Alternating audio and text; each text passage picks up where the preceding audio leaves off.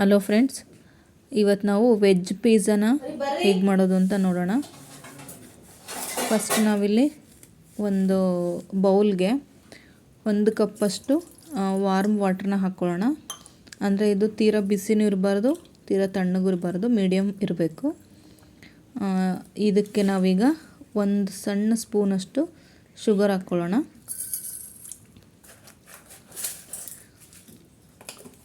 ಆಮೇಲೆ ನಾನಿಲ್ಲಿ ಇದಕ್ಕೆ ಈಸ್ಟ್ ಹಾಕ್ಕೊಳ್ತಾ ಇದ್ದೀನಿ. 1 ಸ್ಪೂನಷ್ಟು ಈಸ್ಟ್ ಹಾಕ್ಕೊಂಡ್ರೆ ಸಾಕು ಫ್ರೆಂಡ್ಸ್.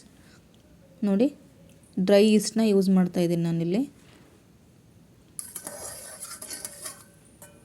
ಈ ಥರ ಜಸ್ಟ್ ಒಂದು ಸಲ ಹಿಂಗಂದು ಇದನ್ನು ನಾವು ಒಂದು 10 ಮಿನಿಟ್ಸ್ ಅಷ್ಟು ಆ್ಯಕ್ಟಿವ್ ಆಗೋಕ್ಕೆ ಬಿಡೋಣ ಫ್ರೆಂಡ್ಸ್. ಸೊ ಮತ್ತು ಇನ್ನೊಂದು ಪಾತ್ರೆಯಲ್ಲಿ 1 ಕಪ್ಪಷ್ಟು ಮೈದಾ ಹಾಕ್ಕೋಬೇಕು. ಸೊ 1 ಕಪ್ಪಷ್ಟು ಮೈದಾಗೆ 1 ಸಣ್ಣ ಸ್ಪೂನಷ್ಟು ಸಾಲ್ಟ್ ಹಾಕ್ಕೊಂಡಿದ್ದೀನಿ. ಆಮೇಲೆ 1/2 ಕಪ್ಪಷ್ಟು ಆಯಿಲ್ ಹಾಕ್ಕೋಬೇಕು.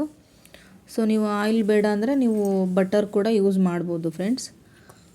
ಇದಕ್ಕೆ ಮತ್ತು ನಾವೀಗ ಈಸ್ಟ್ ನಮ್ಮದು ಆ್ಯಕ್ಟಿವ್ ಆಗಿದೆ, ಸೊ ಇದನ್ನು ಹಾಕ್ಕೊಳ್ಳೋಣ.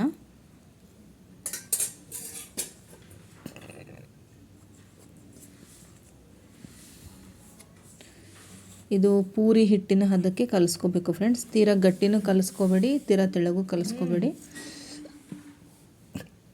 ನೋಡಿ ಈ ಥರ. ಸೊ ನಾನಿಲ್ಲಿ ಒಂದು ಸ್ವಲ್ಪ ಎಣ್ಣೆ ಹಾಕ್ಕೊಂಡು ಇದನ್ನು ಚೆನ್ನಾಗಿ ನೀಡ್ಲು ಮಾಡ್ಕೋಬೇಕು ಫ್ರೆಂಡ್ಸ್. ನೋಡಿ ಈಗ ಈ ಥರ ಇದೆ ಇದು. ನಾವೊಂದು 20 ನಿಮಿಷ ಇದನ್ನು ನೀಡ್ಲು ಮಾಡಿಕೊಂಡ್ರೆ ಅದು ಸಾಫ್ಟ್ ಆಗುತ್ತೆ. ಸೊ ಸಾಫ್ಟ್ ಆಗೋ ತನಕನೂ ನಾವು ಚೆನ್ನಾಗಿ ಈ ಥರ ಮಾಡ್ಕೋಬೇಕು.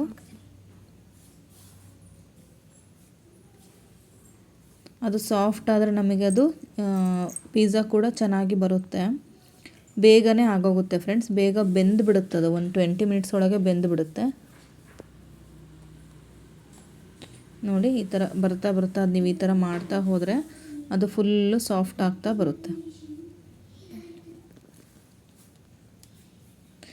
ನೀವು ನಮ್ಮ ಚಾನಲ್ನ ಸಬ್ಸ್ಕ್ರೈಬ್ ಆಗಿಲ್ಲ ಅಂದರೆ ಸಬ್ಸ್ಕ್ರೈಬ್ ಆಗಿ ಫ್ರೆಂಡ್ಸ್. ಶೇರ್ ಮಾಡಿ, ಕಾಮೆಂಟ್ ಮಾಡಿ, ಲೈಕ್ ಮಾಡಿ ಫ್ರೆಂಡ್ಸ್. ಈ ವಿಡಿಯೋನ ನಿಮ್ಮ ಫ್ರೆಂಡ್ಸು, ನಿಮ್ಮ ಫ್ಯಾಮಿಲಿ ಮೆಂಬರ್ಸ್ಗೆಲ್ಲ ಶೇರ್ ಮಾಡಿ. ನೋಡಿ ಎಷ್ಟು ಸಾಫ್ಟ್ ಆಗಿದೆ ಇದು. ಈ ಥರ ಇಷ್ಟು ಸಾಫ್ಟ್ ಆಗೋ ತನಕನೂ ನಾವು ಇದನ್ನು ನೀಡ್ಲು ಮಾಡ್ಕೋಬೇಕು ಫ್ರೆಂಡ್ಸ್. ನೋಡಿ ಈ ಥರ. ಇದು ಮೇನ್ ಥಿಂಗು ಫ್ರೆಂಡ್ಸ್ ಇದು. ಸೊ ನಾವೀಗ ಹಿಟ್ಟು ಕಲಿಸಿದ್ವಲ್ಲ, ಅದೇ ಪಾತ್ರೆಗೆ ಸ್ವಲ್ಪ ಆಯಿಲ್ ಹಾಕಿಬಿಟ್ಟು ಇದನ್ನು ಹಿಟ್ಟನ್ನ 1 ಅವರ್ ನಾವು ಅದು ಪೂರ್ತಿ ನೆನಿಬೇಕು ಫ್ರೆಂಡ್ಸ್. ಹಿಟ್ಟು ಚೆನ್ನಾಗಿ ಹಿಟ್ಟು ನೆಂದರೆ ಬೇಗನೆ ಪಿಜ್ಜಾ ಚೆನ್ನಾಗಿ ಬೆಂದು ಬಂದುಬಿಡುತ್ತೆ. ನೋಡಿ ಸ್ವಲ್ಪ ಆಯಿಲ್ನ ಸ್ಪ್ರೆಡ್ ಮಾಡ್ತಾಯಿದ್ದೀನಿ. ಈ ಥರ ಸ್ಪ್ರೆಡ್ ಮಾಡಿ 1 ಅವರ್ ನಾನು ಇದನ್ನು ಕವರ್ ಮಾಡಿ ಇಟ್ಬಿಡ್ತೀನಿ ಫ್ರೆಂಡ್ಸ್.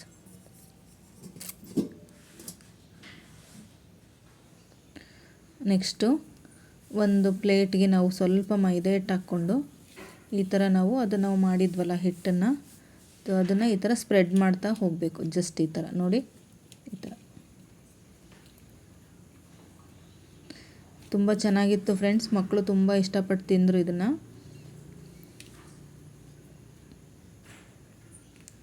ನೋಡಿ ಈ ಥರ ಒಂದು ಫೋರ್ಕಿಂದ ಈ ಥರ ಚುಚ್ಚಬೇಕು ಫ್ರೆಂಡ್ಸ್. ಬಿಕಾಸ್ ಇಲ್ಲಾಂದರೆ ಅದು ಉಬ್ಕೊಂಡು ಹೊರಗೆ ಬಂದುಬಿಡುತ್ತೆ.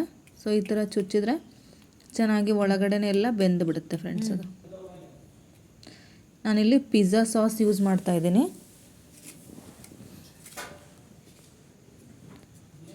1 ಸ್ಪೂನಷ್ಟು ಹಾಕಿಬಿಟ್ಟು ಸ್ಪ್ರೆಡ್ ಮಾಡಬೇಕು ಫ್ರೆಂಡ್ಸ್. ಇದನ್ನ ಚೆನ್ನಾಗಿ ಎಲ್ಲ ಕಡೆ ಸ್ಪ್ರೆಡ್ ಮಾಡ್ಕೊಳ್ಳಿ.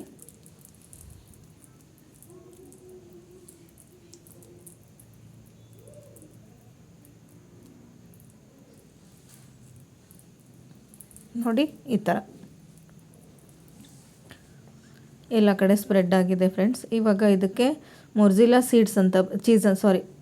ಚೀಸ್ ಅಂತ ಬರುತ್ತಲ್ಲ, ಅದನ್ನು ಹಾಕ್ಕೋಬೇಕು. ಈ ಥರ ನೀಟಾಗಿ ಎಲ್ಲ ಕಡೆ ಹಾಕ್ಕೋಬೇಕು ಫ್ರೆಂಡ್ಸ್.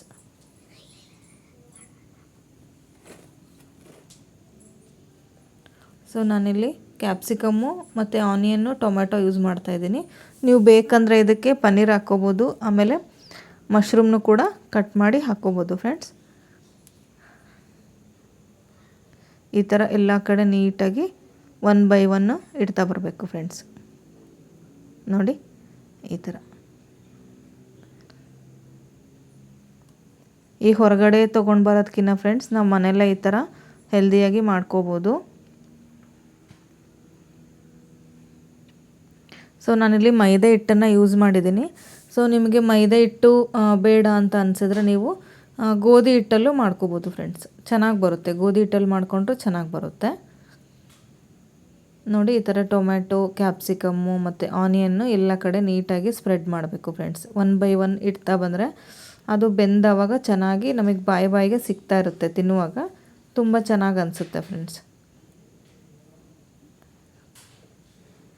ನೋಡಿ ಈ ಥರ.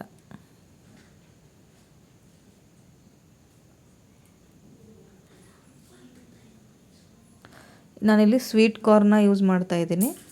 ಮೇಲ್ಗಡೆ ಸ್ವೀಟ್ ಕಾರ್ನ ಸ್ಪ್ರೆಡ್ ಮಾಡಬೇಕು ಫ್ರೆಂಡ್ಸ್.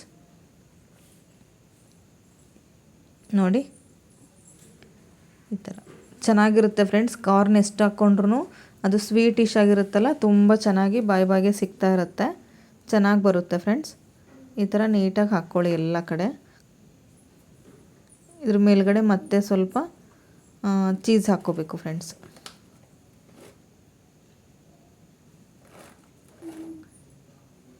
ನೋಡಿ ಈ ಥರ.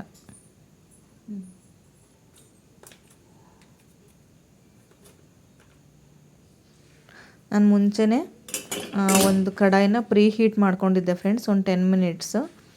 ಸೊ ಇದನ್ನು ಒಂದು 30 ಮಿನಿಟ್ಸು ಮೀಡಿಯಮ್ ಫ್ಲೇಮಲ್ಲೇ ನಾವು ಬೇಯಿಸ್ಕೋಬೇಕು. ನೋಡಿ ನಮ್ಮ ಪಿಜ್ಜಾ ರೆಡಿಯಾಗಿದೆ. ನೋಡಿ ಚೆನ್ನಾಗಿ ಬೆಂದಿದೆ ಕೆಳಗಡೆ ಎಲ್ಲ. ಸೊ ಪಿಜ್ಜಾ ಕಟ್ಟರಿಂದ ನಾನು ಇದನ್ನು ಕಟ್ ಮಾಡ್ತಾಯಿದ್ದೀನಿ. ನೋಡಿ ಈ ಥರ ಎಷ್ಟು ಚೆನ್ನಾಗಿ ಬೆಂದಿದೆ ಫ್ರೆಂಡ್ಸ್. ಎಲ್ಲ ಕಡೆ ಚೆನ್ನಾಗಿ ಬಂದಿತ್ತು ಕೂಡ, ಮತ್ತು ಬೇಗನೂ ಮಾಡ್ಕೋಬೋದು ಫ್ರೆಂಡ್ಸ್ ಇದನ್ನು ನೀವು.